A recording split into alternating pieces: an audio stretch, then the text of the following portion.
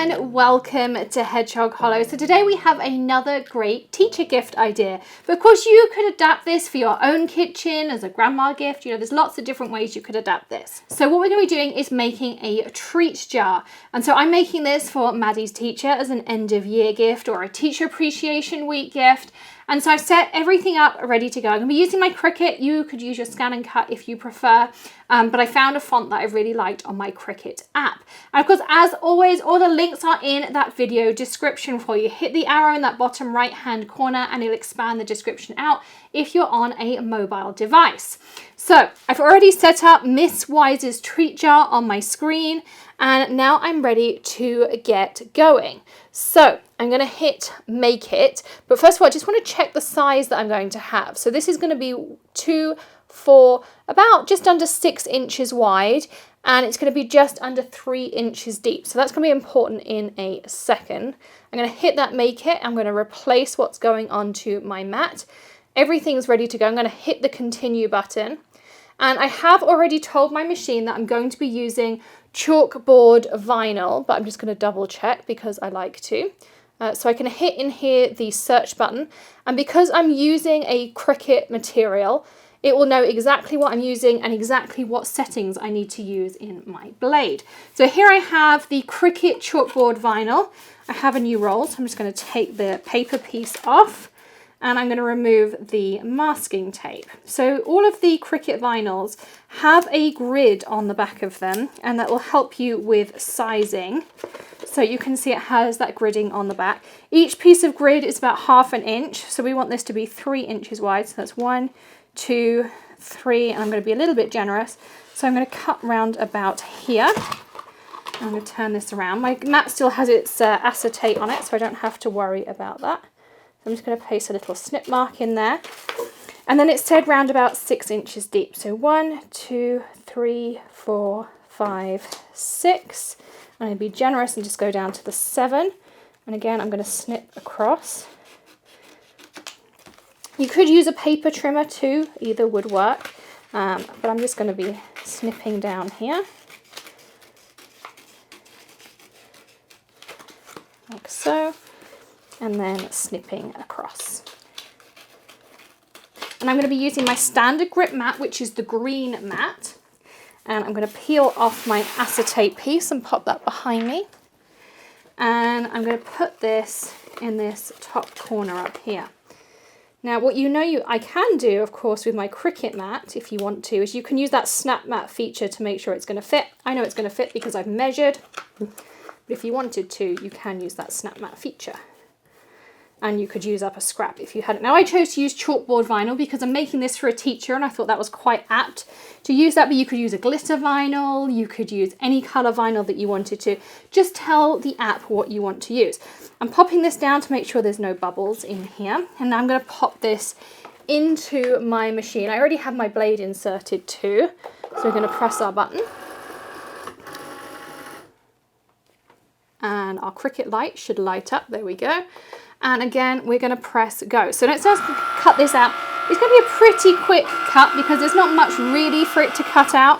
Then we're going to do our weeding process, and I have my Cricut light pad ready to go. This is how I like to do my weeding. You can, of course, do it any way you really want to weed. I like using the Cricut hook tool as well. Again, I'll link everything up in the description for you. But you're going to see how quickly this is going to cut out. It does also give you a status bar that you can see on the screen, so you know how far you've kind of got along that process as well. But it'll be done pretty quickly as well. Now, if you want to do this in an HTV, so you want to iron it onto something, so maybe you're making a bag for a teacher or something, remember to use that mirror function, because if you're doing the HTV, you need to mirror it if it's words. So that's the only tip I have for you there.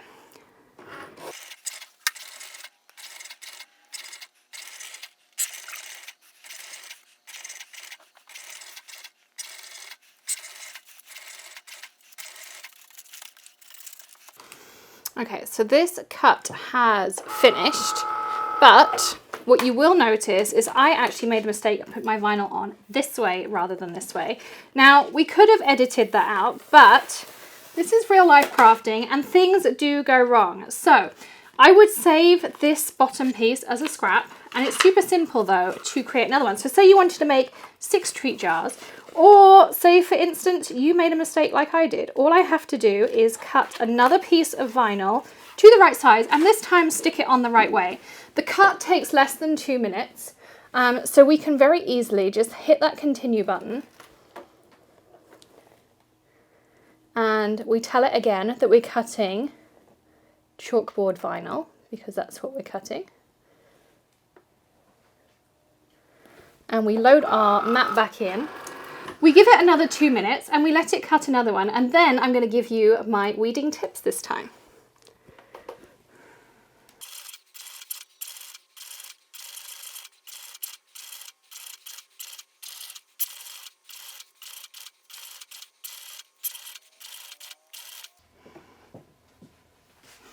Okay, so this time we really are done. It will tell me action completed. I'm going to eject. And it's really simple. Now my top tip for getting anything off your mat, whether it's a new mat, old mat, anything, is always peel your mat away from your material. You'll find you get far less rips, tears, all those kinds of things.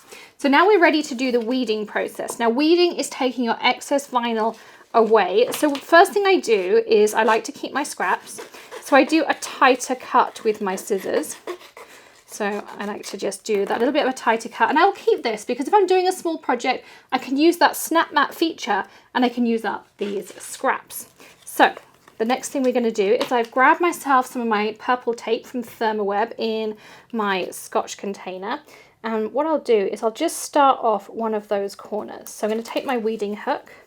And what you will find is that the vinyl actually starts a little bit in from the white backing tape to help you get those corners started. So I'm just going to start that off. And then what I like to do is pop that down, grab a little bit of my purple tape. And this is sometimes where you really wish you had a third pair of hands. But I just kind of take a little bit of tape and it just kind of helps hold things down. Then what I'm going to start doing is peeling. And you can see how that mist is coming together. You can also use your hook to just hold things down as you're going. Some letters are easier to weed than others. Some may need a little bit of a helping hand. You'll also find sometimes it's helpful to snip as you go. So you start to get a little bit of a larger excess piece, like this. And this is where I like my tonic non-stick scissors, because it's not going to stick to any of the sticky. So what I can do is I can just start snipping away, and this piece is starting to become a little bit unruly to work with. So I'll just start snipping up to the top. So that whole piece I can just put away to the side. Now I can start concentrating on my next letters. So again, I'm just going to take my hook and I'm going to start peeling. So I like to get rid of the large piece first. Some people like to get rid of the intricate pieces and then get rid of the large piece. I find that this is a much easier way to go. Again, personal preference, whichever way you like to work. So I've worked on the word treat. And again, I like to work word by word rather than working line by line. Whatever works best for you. This for me, I find easiest because I kind of spell the word out in my mind. Make sure I haven't taken anything that I shouldn't have done. For instance, here I'm losing the dot to my I, so I would go back, find my dot, pop it back down again with my hook, like so, and then I'll move on to my S. Whereas I might have missed that if I was working on it in a different method, but whatever works for you. So you can see I pretty much have most of my weeding done this way, but I did actually miss the apostrophe S. So I'm going to line up my E, I'm going to hold this here. There's my apostrophe, and here's my S. So again, hold my apostrophe. Weeding hook is going to be your most used tool. You're going to use it again in a second to take out those smaller pieces. So you can see that black is the hardest color to weed, I find, out of all the colors, just because you really can't see what you're doing. So the next thing, and this is why I like the BrightPad, because you're going to turn the light on. And not so difficult on this one because we don't have a huge amount to do, but it's going to show you any areas where you've got solids. So in the middle of this A, for instance, you're going to use your hook. We're going to take the middle of the A. Take our hook, take the middle of the E. Again. And do the same over here. Now, because we're doing something quite small, this is a fairly quick process. If you're doing a full quote, this can take a little while. This can actually be some of the longest part of the process. You can see there that's not taken us that long. I'm also going to put a piece of tape on this side because I want to hold this down while we're using our transfer tape. And just because it makes it a bit harder on the camera, I'm going to turn my BrightPad off. The next thing we want to use is transfer tape. This is what's going to help us line it up on our jar. Now, I like buying the big rolls of transfer tape. I find it's less expensive. It really depends how often you're going to be using vinyl as to whether it's worth getting a large or a small one. And there are different grades of transfer tape. You can get a strong grip, a light grip, or you can just get the regular one. I'm trying not to rip the label, but I think it's inevitable. Right. I like this one, and let me show you why. I'm going to, again, slit the start because this is a new one. I like this one because it's gridded. So when I'm working with words, again, it's going to help me line things up to get them straight.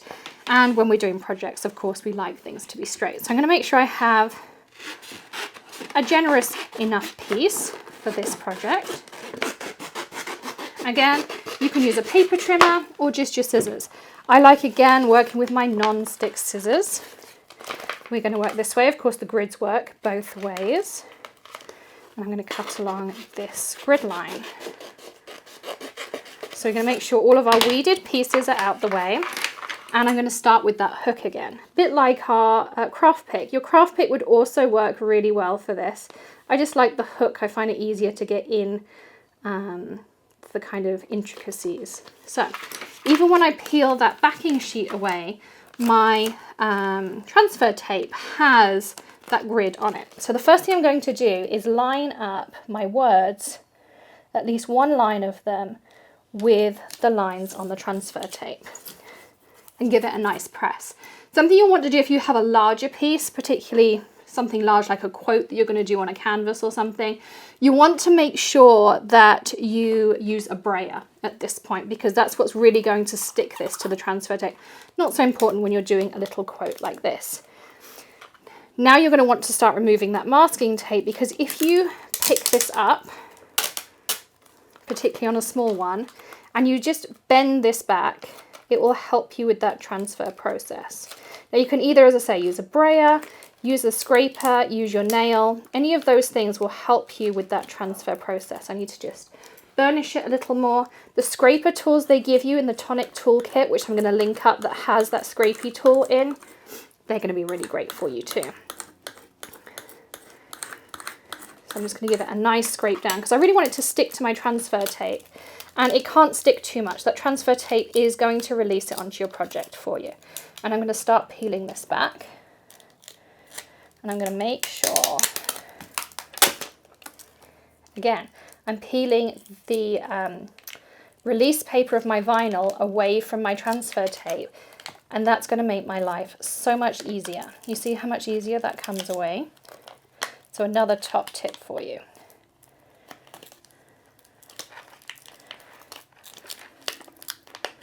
So I'm just peeling this back. And if you get a letter that's being a little bit stubborn, just give this release paper a little bit of a bend and you'll find that works much, much better for you. And if you've got that masking tape on there, don't worry. This one does not want to come up, but it's fine. Now we're going to grab our jar and I'm going to put the lid on my jar for a second. This is just a candy jar. I think this was one I got at IKEA. You can also get them on Amazon. We'll put some links in the description for you. I'm going to lay it down. And I have a little bit of wiggle room to start lining it up.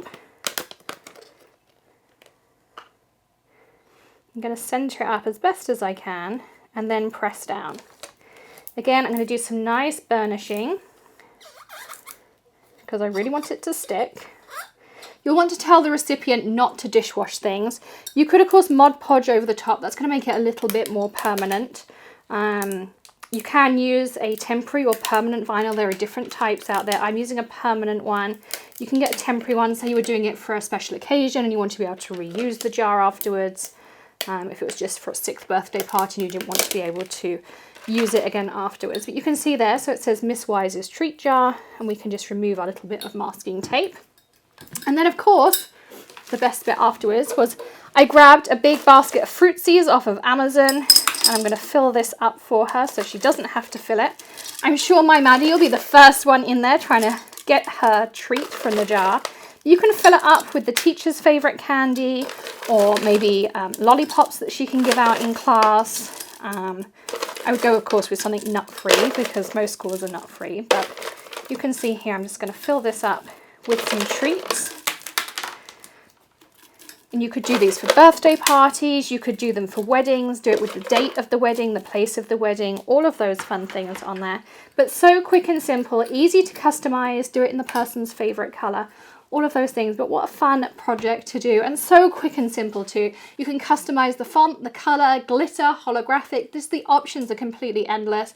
And so easy with our Cricut, especially of course if you put your vinyl in the right way in the first place. But hey, it's real life crafting and we all make mistakes, but they're easy to fix. I hope you enjoyed crafting along with me here at the Hedgehog Hollow. Check out all the links in the description, plus of course any special coupon codes we have for you. If you check out thehedgehoghollow.com, we do send out a Friday newsletter that has regular coupon codes, savings and everything else. Or you can become a Perks member to get even more coupon codes and savings. Check those details out in the top right hand corner. Don't forget to hit that subscribe button and ring the bell for all of our fantastic videos, and give us a thumbs up if you enjoyed today's project. I'll be back tomorrow with more tips, tricks, tutorials and so much more. And of course, hit that join button while you're hitting the subscribe and ringing the bell. And I'll see you again tomorrow. Happy crafting. Bye.